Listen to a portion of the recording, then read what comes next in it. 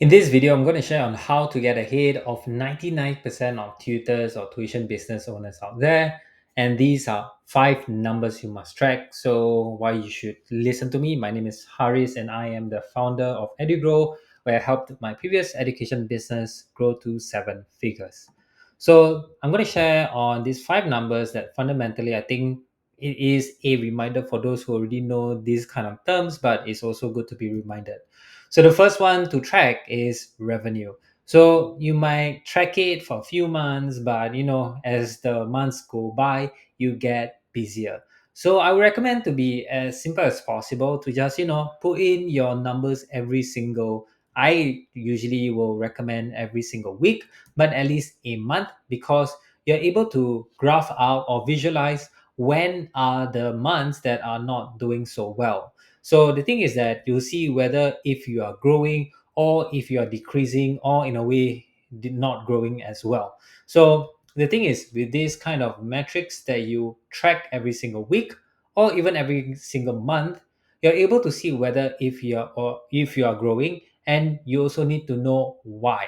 Because if you are growing but you don't know why, that is luck. If you are growing and you know why, then you are onwards to a more predictable kind of revenue. So it's the same as if you were decreasing or not growing. You need to know why. Have you done any marketing efforts, whether it is through social media or paid ads or whatnot? Even asking people around, is this why you are decreasing? So these are things that to take note of. So if you are to just be a solo tutor and you have not have done any marketing efforts, I think that's one reason why. You might have a marketing agency that you work with, but you're not growing or staying stagnant. Then number one is maybe you need to look into the marketing things. Or number two is that you probably have to hire someone so that you can offer more subjects to your students. So the next thing is that revenue is also a lagging indicator. So what do you mean by lagging indicator? These are symptoms. Your revenue is a symptom, not the root cause, right? So for example, when you were to go to a doctor and then you say, hey, I have a fever. The fever is a lagging indicator. It is just a symptom to the actual thing that you are suffering from. You might be suffering from food poisoning, lack of sleep, and whatnot. So, fever is just an indicator. A decrease in revenue is a lagging indicator. And the root cause might be, for example, students leaving, not having marketing efforts to get more students coming in, or if students are signing up for your free trial, they are not then converted to paid students. That's where you need to improve in your conversion. So this is like super required to track, because if you don't track this, then the thing is that how do you know you're doing well, right? Until like no students, then no money in the bank, is it? So generally you need to track, because number one, it gives you a better sense of what each month you will bring in. And if you can compare from this month to last year last month, I mean this year last month, then that's where you're able to see whether you are improving or not, because usually this is a good indicator of what you need to improve on. All right, so after, other than revenue, the next one is leads. So leads in my own terms is someone you can contact. So whether I'm going to share on two different types of leads, right? So you will need to track leads, I would say, every single week, because you want to get them to know more about you and also engage with them, so that maybe in the future they want to join you or even join you right now. So there are two types of leads. Number one is inbound leads. So these are people who are interested. Then there is the outbound leads, or we call it the cold outbound leads. So people are generally not interested, or maybe not even your customer profile. So an example of inbound leads is that people come to you. Literally, they will come to you. So some of them might actually physically come to your tuition center and ask about your service.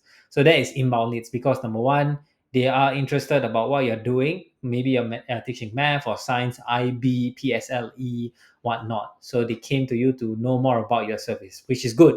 Number two is that another type of inbound is walk-in. So to just share a bit of a story, I was like, teaching code in this tuition center. And then after that, there was a, walk-in.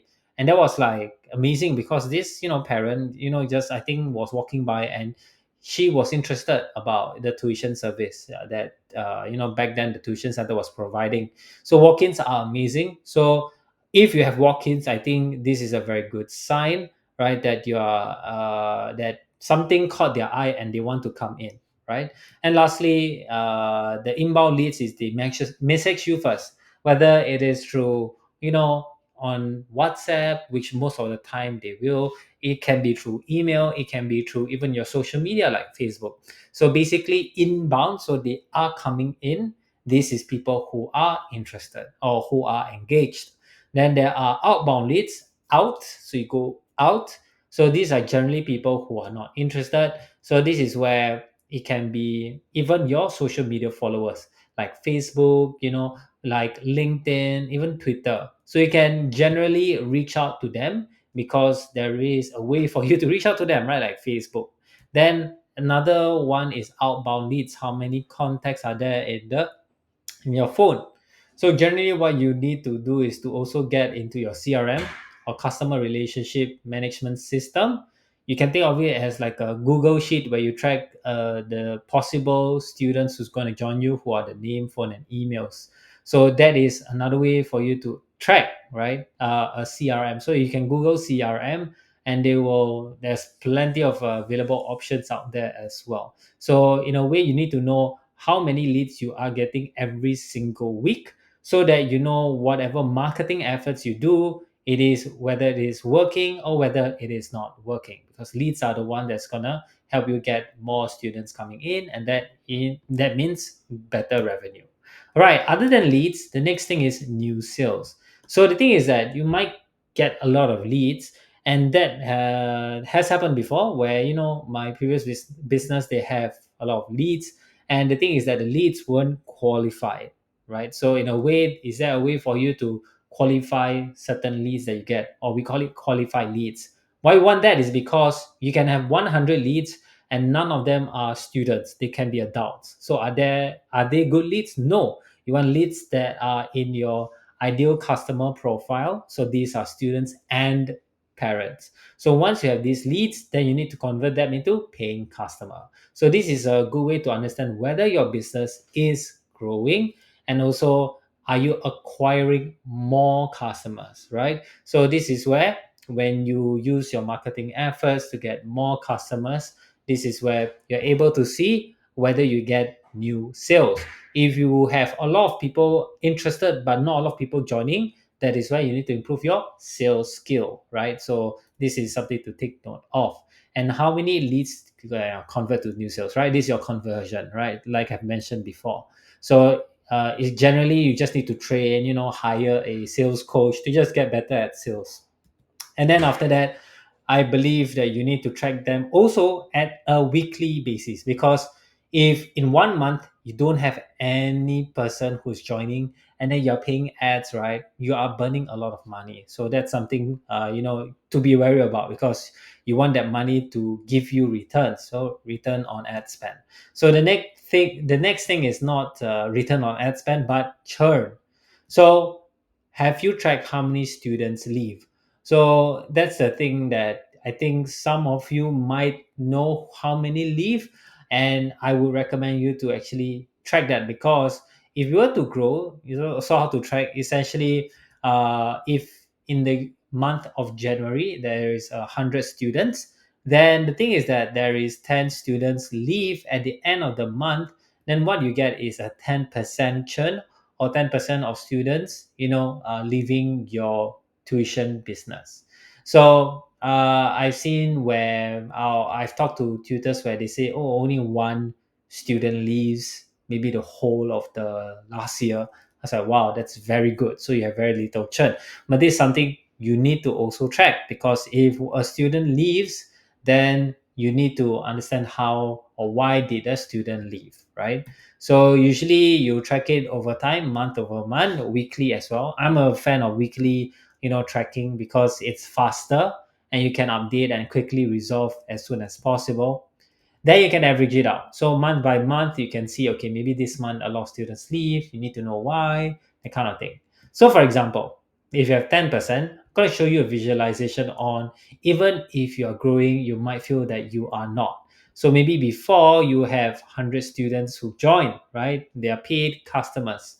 But the thing is that your churn rate is 10%, which is also the same percent of students joining in. Then the thing is that you have 0% growth. That means that you are getting students to replace the students leaving. So there are two ways that you can solve this. Number one is to get more students to join. So that means you probably have to improve in your sales, which sometimes be a bit hard because you might reach your, in a way, hypothetical maximum, right? So this is one way to solve this. If your, closing rate is very low, and if by improving it by, investing a little bit of time, if it actually helps, then yeah, improving on your conversion helps. The other way is to improve your churn rate. So maybe an average 10%. So if I were to improve my, for example, lessons to make it a bit more, interactive, or make students not leave as much, then you literally will help to reduce the churn rate of students leaving. So in essence, you are able to increase your growth to 10%. And if this is constant, you can scale, right? That means if I were to have 20 students join, then there will be 10 students who leave as well. So that is something that you need to think about. Okay, the math is a bit wrong, but you get the point lah. So this is how you resolve. And the last one that I think not a lot of tutors actually track, that actually will help them get ahead of a lot of tutors, is expenses. So the thing is that, number one, you are the expense as a tuition business or even a business owner, right? Education business owner, you need to track. And if you were to replace yourself, how much are you willing to, get for to replace you so that you can expand your business. So usually expenses, most of the time what solo tutors do is they remove other things. So expenses for maybe rental, expenses for software, but they never include in the salary, because you are in a way a salaried employee to your own business. And with that, you are able to, in a way, find people who also is able to take in that salary and take over you, that kind of thing, right? And then this also includes marketing. So if you were to pay a few thousand for a marketing agency, and then after that a few thousand for paid ads, your expenses increases, right? But like I say earlier, you should have return on ad spend, or ROAS. So usually what freelancer tutors do is that if revenue comes in, then they just want to take all the money and then they'll do everything, right? Teaching, marketing, support, admin. So they do everything, they keep everything, but somehow they're stuck with everything. The better one, an owner mindset, is when you have revenue and then you delegate all of the tasks that you need to do, right? Which is teaching, marketing, support, admin. And this allows you to build a business that can run without you. So you're using revenue as a resource for you to hire these different roles, whether it's full-time, part-time, freelance. And then you as a person not only can get more revenue for yourself or income, you also get more time. And that's what I've done already. I've used this in order for me to remove myself from the teaching role, and then I hired people to do the admin. I have a team to help me to do marketing, and also to do students support, even parent support. So the thing is that after all of these different numbers to track, are you going to continue being a freelancer where you just do every single thing, or are you going to be an owner where you are a resource allocator? With the revenue, you're able to pay to buy back time that you can do to expand or grow the business as where you want it to grow to. So that is the major difference. So hopefully this gives a better sense of what you need to track. So essentially, there is only five things that I believe will help you a lot: is revenue, leads, new sales, churn, and expenses, which is including your own salary. So if you like this video, give it a thumbs up. And if you want more of this kind of videos, subscribe down below and comment down what are the numbers that you are going to track, or are you going to track all the numbers. So that's it. I'll see you in the next one. Bye bye.